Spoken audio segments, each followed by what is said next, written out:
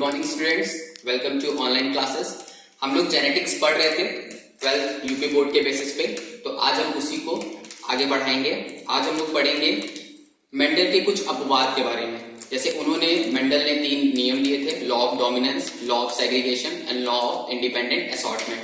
तो आज हम लोग उन नियमों के बारे में पढ़ेंगे जो मेंडल के इन नियमों को फॉलो नहीं करते। तो सबसे पहले आज हम पढ़ेंगे इनकम्प्लीट डोमिनेंस के बारे में।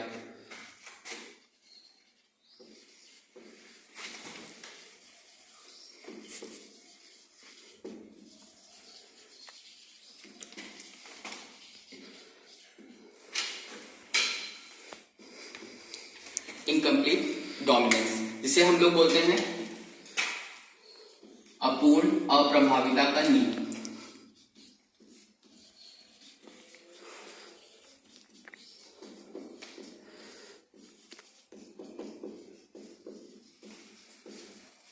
इसमें क्या हुआ था, सबसे पहले जो इनकम्प्लीट डोमिनेंस था, इसको सबसे पहले कॉरेंस ने 1903 में प्रपोज किया था। 1903 में कॉरेंस नामक एक साइंटिस्ट थे, उन्होंने इसके बारे में बताया। और किस पे एक्सपेरिमेंट किया था? 4O क्लॉक एक प्लांट है, जिसको मिराबिलिस जलापा भी कहते हैं।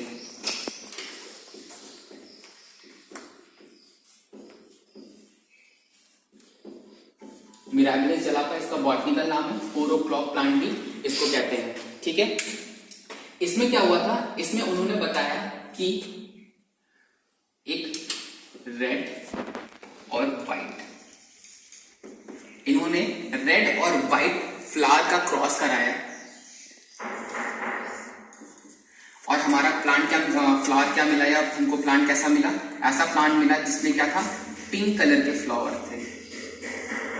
ठीक है, तो आपने पहले मेंडल के जो लॉ पढ़ा था, लॉ ऑफ डोमिनेंस में, उसमें हमने बताया था कि जब टॉल प्लांट का क्रॉस डॉर्फ प्लांट से कराते हैं तो लॉ ऑफ डोमिनेंस के अकॉर्डिंग यहाँ पे क्या होना चाहिए, यहाँ पे टॉल होना चाहिए, हाइब्रिड टॉल, क्योंकि ये लॉ ऑफ डोमिनेंस फॉलो करता है। लेकिन यहाँ पे क्या था, यहाँ पे रेड और व्हाइट का क्रॉस कराया था, हमारे पास कैसा बना, पिंक बना। पिंक क्या है, क्या रेड की तरह है? नहीं। व्हाइट की तरह है? नहीं। पिंक जो है वो इसका मिक्सअप है, इसलिए यहाँ पे ये डोमिनेंस को फॉलो नहीं करता। तो यहाँ पे ये क्या हो गया, इसका अपवाद हो गया, ये अलग तरीके का नियम बनता है, इसीलिए इसको क्या बोलते हैं, इनकम्प्लीट डोमिनेंस। ठीक है, अगर आप इसको जेनेटिकली देखना चाहते हैं या फिर जीनोटाइप में देखना चाहते हैं, तो मान लीजिए इसको हमने कैपिटल आर से रिप्रेजेंट कर दिया, इसको स्मॉल आर से रिप्रेजेंट कर दिया। इसका गैमेट क्या बनेगा, इसका गैमेट बनेगा कैपिटल आर, इसका गैमेट क्या बनेगा, स्मॉल आर, और जो पिंक बना वो कैसा बना, कैपिटल आर और स्मॉल आर। लेकिन इसमें कैरेक्टर क्या है, दोनों क्या है, इसीलिए क्या बनाता है, ये इनकम्प्लीट डोमिनेंस बनाता है। ठीक है, तो ये हमारा जेनेटिक्स में, मेंडल में, ये पहला आपका इनकम्प्लीट डोमिनेंस हो गया। इसी तरीके से आपका दूसरा भी आ जाता है।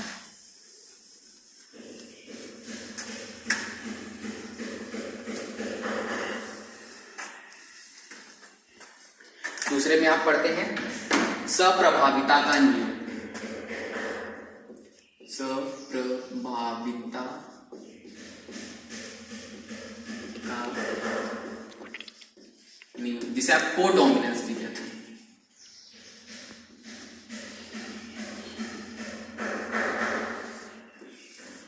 कोडोमिनेंस भी बोलते हैं, या फिर इसको मोज़ैक इनहेरिटेंस भी बोलते हैं।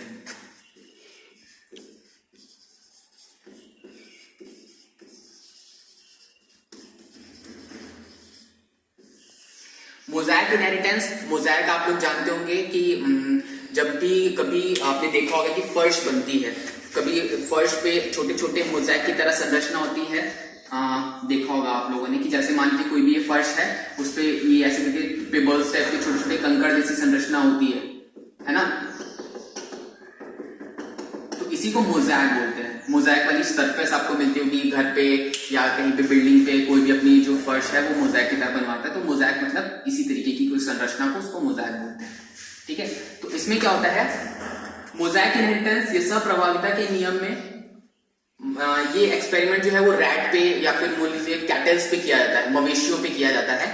इसमें क्या होता है कि मान लीजिए कि कोई ब्राउन कलर का एनिमल है, उसका क्रॉस किसी ब्लैक के साथ करा दिया जाए, ठीक है, तो इसमें जो आपकी ब्रीड बनेगी, जो नई ऑफ स्प्रिंग बनेगी, वो कैसी होगी?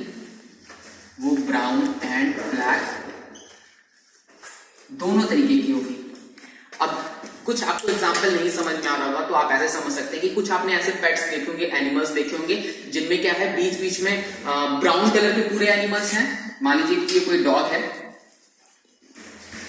या कोई भी एक पेट है, ठीक है, ये क्या है, ब्लैक कलर का है, ठीक है, और बीच बीच में आपने देखा होगा कि इसमें क्या है, व्हाइट व्हाइट कलर के पैचेस मिलते हैं, व्हाइट व्हाइट कलर के धब्बे मिलते हैं, या कोई और कलर के भी धब्बे मिलते हैं। तो इस तरीके का जो एग्जाम्पल होता है, इस तरीके का जो आपको ये फेनोमेना दिखता है, वो कैसा दिखता है? सप्रभाविता का नियम होता है, कोडोमिनेंस का, क्योंकि इसमें दोनों के कैरेक्टर दिखाई देते हैं, ठीक है, आने वाली पीढ़ी में।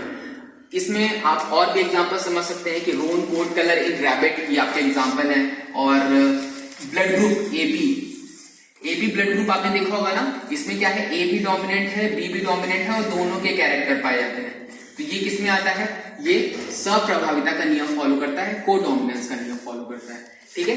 आई होप कि आपको समझ में आ गया होगा ये। इसके बाद हम लोग पढ़ते हैं लीथल जीन्स के बारे में। लीथल जीन्स क्या होते हैं, या ये कौन सा नियम फॉलो करता है?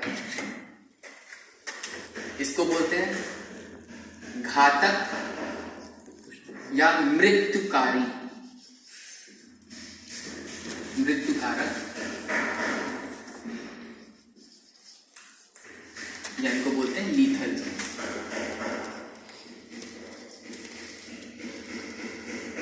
अब इसको समझ लेते हैं ये क्या होता है। जब इसमें क्या हुआ, इसमें चूहों के ऊपर, सफेद चूहे, व्हाइट रैट्स का आपस में जब क्रॉस कराया, हमने मान लिया कि दो सफेद चूहे हैं,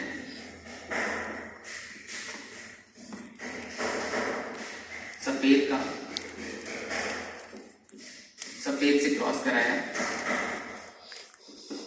तो जब हमको इनके ऑफ स्प्रिंग्स मिली, जब नई संतानें मिली, तो उसमें हमने देखा कि सफेद और भूरे दोनों ही प्रकार के चूहे मिले हमको। जब दोनों ही प्रकार के चूहे मिले तो फिर हमने ये जाना कि इसमें, और फिर उसके बाद हमने फिर क्या एक्सपेरिमेंट करा, फिर हमने भूरे भूरे का कराया, मतलब ब्राउन ब्राउन रेड का कराया। जब ब्राउन रेड का ब्राउन रेड से कराया, भूरे का भूरे से कराया, तो हमको सिर्फ भूरा ही मिला। तो ये बात वैज्ञानिकों को नहीं समझ में आई, और फिर उन्होंने क्या किया, उन्होंने ये देखा कि सफेद का सफेद में क्रॉस कराने पे सफेद और भूरा दोनों मिल रहा है, और भूरे का कराने पे भूरा मिल रहा है, तो ये कैसे पॉसिबल है? तो उन्होंने क्या किया, उन्होंने सफेद का जो जब ग्रोथ स्टेज में थे, जब बच्चे क्या थे, जब भ्रूण अवस्था में थे, तो उसको उन्होंने जेनेटिकली रिसर्च किया और देखा कि कुछ जो सफेद चूहे हैं वो बचपन में ही, भ्रूणावस्था में ही उनकी क्या है, मृत्यु हो जाती है। तो ऐसा इसीलिए होता है क्योंकि कुछ जीन्स ऐसे होते हैं जो भ्रूणावस्था में ही उनकी मृत्यु हो जाती है, वो अपने एक्सप्रेशन क्या है, वो आगे नहीं कैरी फॉरवर्ड हो पाते हैं, और जिसकी वजह से क्या है, उनकी डेथ हो जाती है। इनको हम जेनेटिकली रिप्रेजेंट करके देख लेते हैं कि क्या कैसे होता है।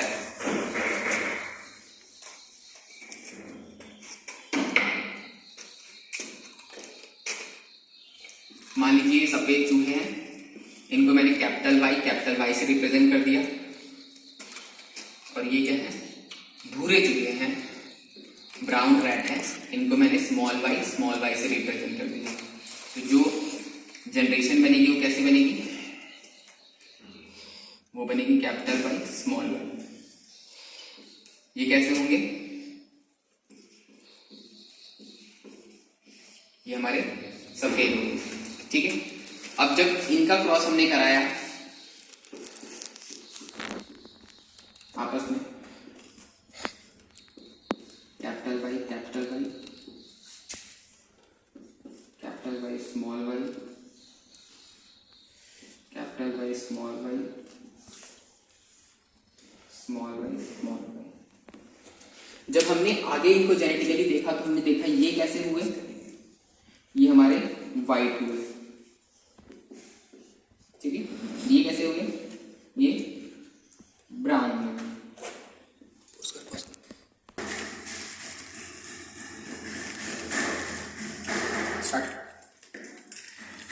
तो देखिए ये हमारा क्या हुआ, ये वाइट हुआ, ये वाइट है, ये ब्राउन है।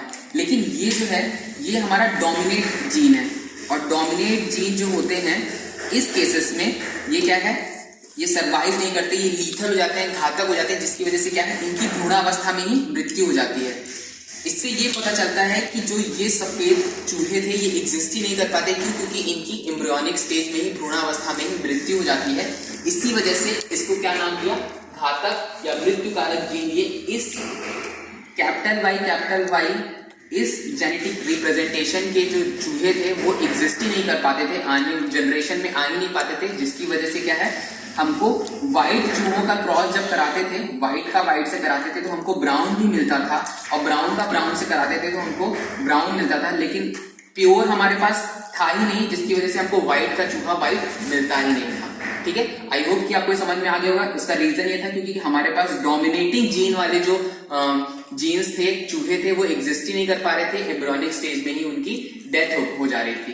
ठीक है, इसीलिए इनको क्या बोला, घातक और मृत्यु कारक जीन बोला, क्योंकि ये भ्रूणावस्था में ही ऐसी कंडीशन में चूहों की मृत्यु हो जा रही थी। आगे हम लोग पढ़ते हैं मल्टीपल एलिलिज्म के बारे में। एलिलिज्म मैंने आपको पिछली क्लास में बताया था कि एलील्स क्या होते हैं। तो अगर आप लोग को नहीं याद है या नहीं समझ पा रहे हैं तो एक बार पिछली वीडियोस को देख लीजिएगा, नहीं तो। एलील्स क्या होते हैं, मैंने आपको बताया था कि कैरेक्टर्स होते हैं, कैरेक्टर्स को रिप्रेजेंट कर जो पार्ट में करते हैं वो ट्रेड्स होते हैं, और ट्रेड्स का रिप्रेजेंटेशन ही क्या कहलाता है, एलील्स, जिनको हम अल्फाबेटिकली कैपिटल टी या कैपिटल एच या आर या फिर स्मॉल टी, स्मॉल एच या स्मॉल आर से रिप्रेजेंट करते हैं। ये क्या होते हैं, ये एलील्स होते हैं। मैंने आपको जीन्स में डायग्रामेटिकली आपको बताया भी था, तो एक बार देख लीजिएगा वहां से। ठीक है, तो अब हम बात करते हैं मल्टीपल एलिलिज्म के बारे में।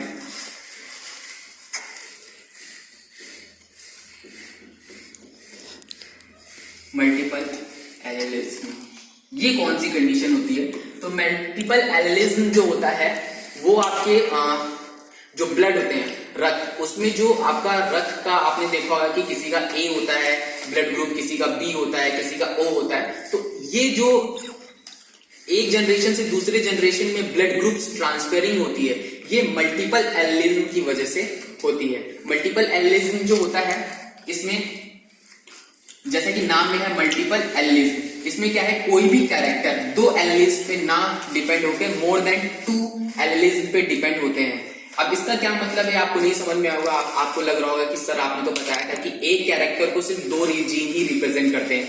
जैसे कि हाइट का जीन था, मतलब हाइट कोई कैरेक्टर था, उसको रिप्रेजेंट के लिए आपने कैपिटल टी से रिप्रेजेंट किया था। हाइट में आप ऐसे कर लीजिए, हाइट में टॉल और डॉर्फ।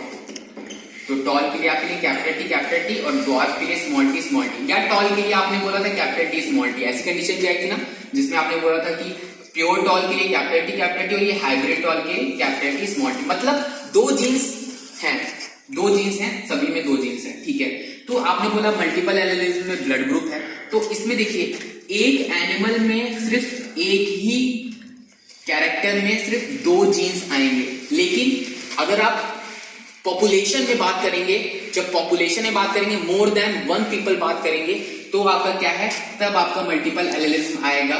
ठीक है, एक से ज्यादा आपको जीन्स दिखेंगे एक कैरेक्टर के लिए। ये बात आपको धीरे धीरे समझ में आएगी जब मैं आगे आपको बताऊंगा। ठीक है, तो इसमें कौन कौन से एलील होते हैं, जीन्स कौन कौन से होते हैं, तो आपका एक जीन होता है IA, एक जीन होता है IB और एक और जीन होता है IO। ठीक है, अब देखिए ये कैसे रिप्रेजेंट करते हैं।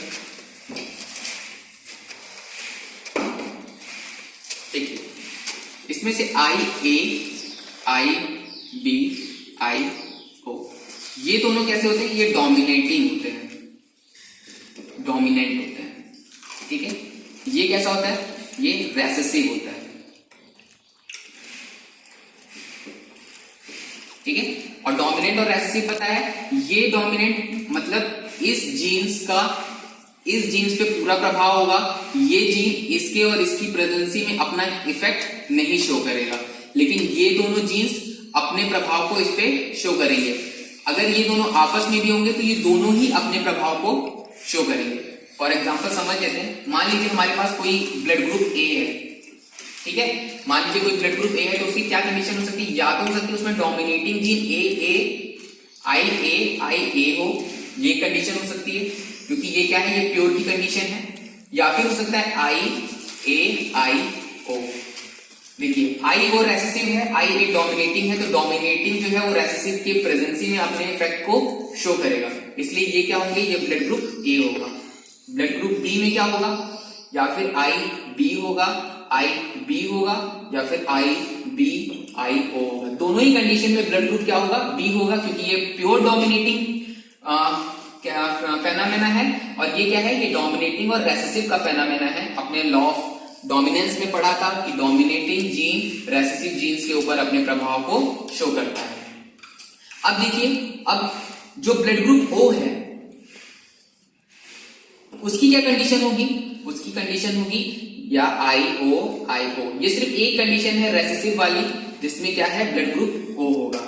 अब आप बोलेंगे सर अगर आई ए और आई बी दोनों डोमिनेटिंग जीन्स एक साथ हो तो क्या होगा, तब ब्लड ग्रुप ए बी बनेगा। आपने ब्लड ग्रुप ए बी भी सुना होगा ना, तो आई ए और आई बी जब दोनों डोमिनेटिंग जीन एक साथ होंगे तो दोनों ही अपने प्रभाव को शो करेंगे, और जब दोनों ही अपने प्रभाव को शो करेंगे तो ब्लड ग्रुप हमारा क्या बनेगा, ए बी बनेगा। ठीक है, तो इसीलिए बोलते हैं मल्टीपल एलिलिज्म, क्योंकि एक फेनोमेना या एक कैरेक्टर को शो करने के लिए हमारे पास दो जीन लग रहे हैं, लेकिन ओवरऑल अगर पॉपुलेशन में देखी जाए तो A B O A B, ये हमारे पास क्या है, 3 एलील्स जो है वो डिपेंड कर रहे हैं, 3 जीन्स डिपेंड कर रहे हैं इतनी पॉपुलेशन में, इसीलिए क्या बोलते हैं इसको, मल्टीपल एलिलिज्म बोलते हैं।